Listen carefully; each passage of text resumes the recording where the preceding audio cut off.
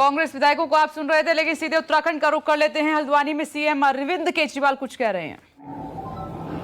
तो हमने कहा कि जैसे दिल्ली में करके दिखाया, दिल्ली में आज लगभग 73% लोगों को मुफ्त बिजली मिलती है। हमने करके दिखाया है, हम झूठे वादे नहीं करते। ऐसे ही उत्तराखंड में आम आदमी पार्टी की सरकार बनेगी तो 300 यूनिट बिजली मुफ्त देंगे, पुराने बिजली के बिल माफ करेंगे, किसानों को मुफ्त बिजली देंगे और 24 घंटे, ऐसा नहीं कि भाई इर्रेस्पॉन्सिबल स्टेटमेंट है, कोई कहेगा मुफ्त बिजली देंगे तो बिजली नहीं आएगी। 24 घंटे बिजली आएगी और मुफ्त बिजली आएगी। और मैं कोई नेता नहीं हूं, मेरे को नेतागिरी करनी भी नहीं आती। हमारी ये कमजोरी भी है कि हमारे को राजनीति नहीं करनी आती, इसीलिए ये 24 घंटे ये लोग हमको गालियां देते रहते हैं। लेकिन मैं जो कहता हूं वो करता हूं, और कहने के पहले पूरा होमवर्क करके आता हूं। तो हमने कहा मुफ्त बिजली देंगे तो देंगे, 24 घंटे बिजली देंगे तो देंगे। दिल्ली में करके दिखाया है।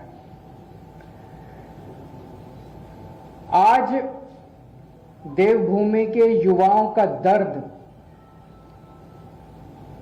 आज देवभूमि के युवाओं की जो तकलीफ है उसके बारे में बातचीत करने के लिए आया हूं। जैसा भी कोटियाल साहब कह रहे थे, उत्तराखंड के युवा में खूब एनर्जी है। उत्तराखंड के युवा को जब भी अवसर मिला उसने गजब के काम करके दिखाए हैं। उत्तराखंड का युवा जब फौज में जाता है तो गजब की शक्ति दिखाता है। लेकिन पिछले 21 सालों की जो दुर्दशा इन पार्टियों और नेताओं ने मिलकर की है, उन्होंने युवाओं की भी दुर्दशा कर दिया। आज युवा के पास आज युवा अवसरों की तलाश में, उत्तराखंड के अंदर उसको जब अवसर नहीं मिलते तो उसको अवसरों की तलाश में अपना घर बार छोड़ के पूरे चारों तरफ दुनिया में देश की तरफ जाना पड़ता है। कोई अपना घर छोड़ के नहीं जाना चाहता अपनी मर्जी से। सब चाहते हैं कि मैं अपने घर में ही रहूं, अपने गांव में ही रहूं, अगर मुझे वहां अवसर मिल जाए तो। लेकिन आज सबसे बड़ी समस्या उत्तराखंड की उसका पलायन बन गई है। एक तरह से उत्तराखंड पलायन प्रदेश बन गया है और युवा बहुत ज्यादा दुखी है। हर युवा को रोजगार चाहिए। युवा भीख नहीं मांग रहा, उसका अधिकार है। हर युवा को रोजगार चाहिए और ये हो सकता है। आप पूछेंगे ये हो सकता है कि ये हो सकता है। इस पे हमने खूब चर्चा की, घंटों चर्चा की, इस पे खूब प्लानिंग करी हम लोगों ने। एक ही शर्त है, अच्छी नीयत वाली सरकार चाहिए। तो उत्तराखंड के युवाओं को रोजगार देने के लिए, उत्तराखंड के युवाओं को रोजगार मुहैया कराने के लिए आज मैं 6 घोषणाएं कर रहा हूं। आम आदमी पार्टी की सरकार बनेगी तो उत्तराखंड के हर बेरोजगार युवा के लिए रोजगार मुहैया कराया जाएगा। ये पहली घोषणा है। दूसरी घोषणा, जब तक उस बेरोजगार युवा को रोजगार नहीं मिल जाता, हर परिवार से एक युवा को 5,000 रुपए महीना दिया जाएगा, जब तक उसके लिए रोजगार मुहैया नहीं करा दिया जाता। इसको आप बेरोजगारी भत्ता कह लीजिए, जो मर्जी कह लीजिए। तीसरा,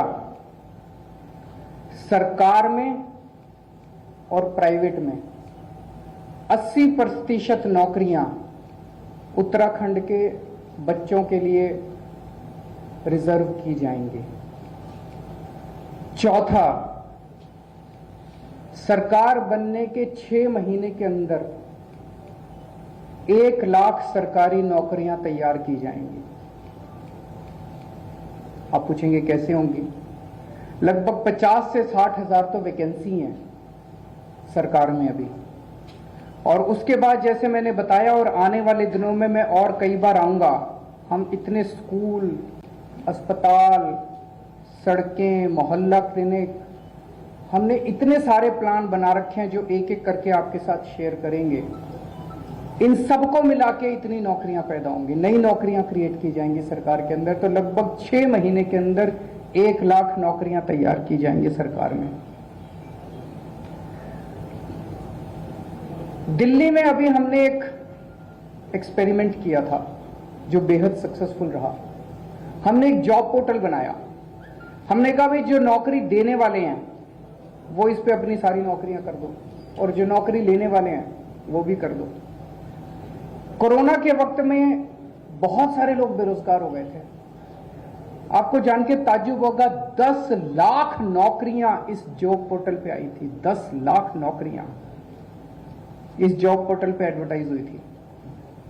ऐसा ही जॉब पोर्टल उत्तराखंड के बच्चों के लिए तैयार किया जाएगा, जहां पे नौकरी देने वाले और नौकरी लेने वाले आपस में मिल सकें। और मैं समझता हूं इसके अंदर बहुत बड़ी ताकत है। और छठा, एक अलग से मंत्रालय बनाया जाएगा, रोजगार और पलायन मामलों का मंत्रालय। उस मंत्रालय का काम होगा कि रोजगार के नए नए अवसर तैयार करना एक तरफ, और दूसरा युवाओं को पलायन करने से रोकने के लिए सभी उचित कदम उठाना, और तीसरा जो लोग उत्तराखंड छोड़ के चले गए हैं वो अगर वापस आना चाहते हैं, पलायन कर चुके हैं वो वापस आना चाहते हैं, उनके लिए उचित कंडीशंस तैयार करना। हमने बैठ के इसका काफी, जैसा मैंने कहा कि 1 लाख तो ये 6 चीजें मोटी मोटी हैं। 1 लाख तो सरकारी नौकरियां तैयार की जाएंगी। प्राइवेट सेक्टर में बहुत नौकरियों का स्कोप है। टूरिज्म के अंदर इतनी असीमित संभावनाएं हैं, असीमित अवसर हैं, इनफाइनाइट अवसर है। टूरिज्म का जबरदस्त इंफ्रास्ट्रक्चर तैयार किया जाएगा। इसमें वाइल्ड लाइफ है, एडवेंचर टूरिज्म है, इतनी किस्म किस्म की जड़ी बूटियां हैं, बायोटेक इंडस्ट्री शुरू की जा सकती है। पूरी दुनिया से लोग आएंगे यहां पे। अभी थोड़े दिन पहले कोटियाल साहब ने अनाउंस किया था कि उत्तराखंड को पूरे विश्व के हिंदुओं की आध्यात्मिक राजधानी बनाया जाएगा। इसी एक ऐलान के अंदर इतने सारे जॉब्स की अपॉर्चुनिटीज निहित हैं, असीमित अपॉर्चुनिटीज हैं। तो मैं और कोटियाल साहब जो हमारे सीएम कैंडिडेट हैं, उनको नौकरी दिलवाना आता है। उन्होंने अभी तक 10,000 बच्चों को तब नौकरी दिलवाई जब उनके पास कोई ताकत नहीं थी, उनके पास कोई शक्ति नहीं थी।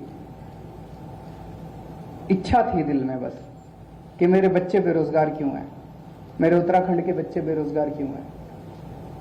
तो उनके नीयत भी है, इच्छा भी है, और करना भी आता है, उनको नौकरी दिलवाना भी आता है।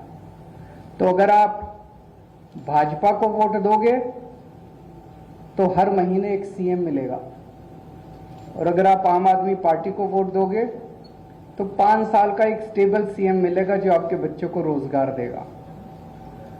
तो मैं समझता हूं कि इन घोषणाओं के लागू होने से उत्तराखंड में पलायन बंद होगा, और धीरे धीरे आने वाले कुछ महीनों के अंदर जो मैंने बताया कि 21 सालों की दुर्दशा को 21 महीने में कैसे ठीक करना है, इसकी प्लानिंग आपके समक्ष मैं एक एक करके आता रहूंगा। अगर आपके कोई प्रश्न है तो।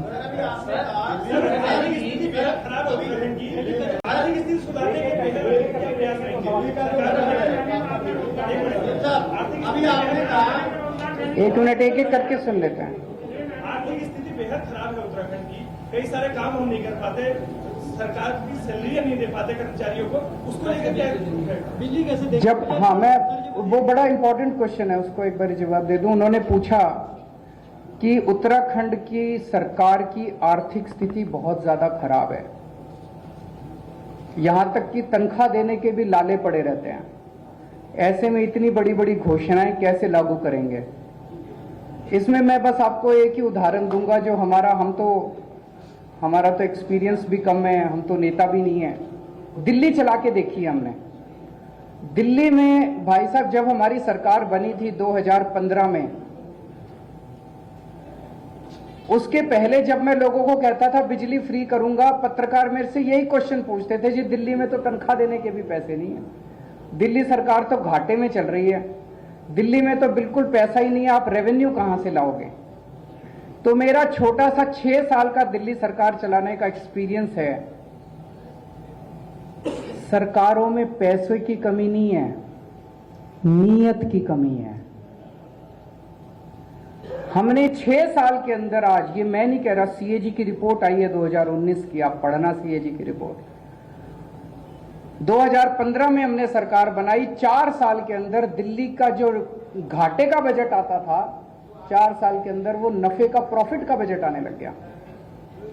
सीएजी की रिपोर्ट है कि पूरे देश में अकेले दिल्ली सरकार है जो नफे का बजट दे रही है। क्यों? हमने क्या किया? भ्रष्टाचार खत्म कर दिया।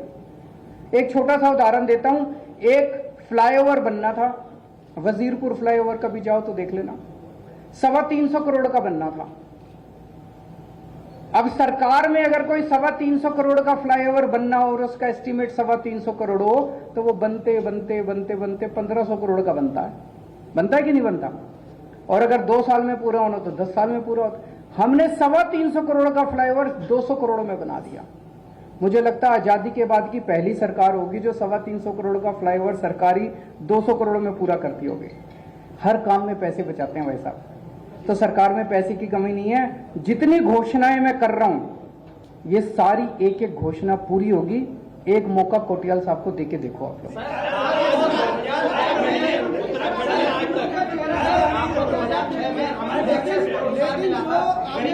इनसे एक बार सर आपने मुख्यमंत्री का चेहरा तो कोटियाल साहब को उत्तराखंड के लोगों के सामने दे दिया है, लेकिन जो आपने संयोजक बनाए हैं, क्या ये संयोजक ही आपके विधायक के प्रत्याशी होंगे या जो बाद में अन्य 2 पार्टी से तोड़ के आएंगे लोग और अपनी थैली लेके आएंगे, उनको देंगे? थैली किसी से नहीं लेंगे भाई साहब।